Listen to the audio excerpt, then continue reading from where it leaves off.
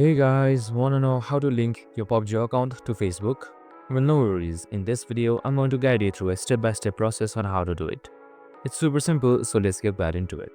Now, first off, simply open up your PUBG mobile application, and once you're there, make sure you are logged in through any other accounts, maybe Play Games, Twitter, and so on.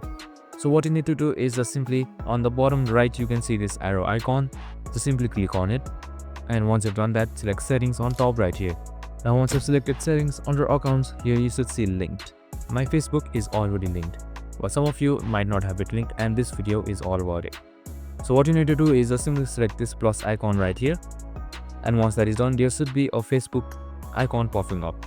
So simply click on it and then select security verification, and once that is done, you can just simply link any one of these, and that's it. After that is done, you need to re-log in and then save changes. I hope this video helped. If it did, make sure to like, subscribe, and tune in with us for more of these videos. See you in the next one.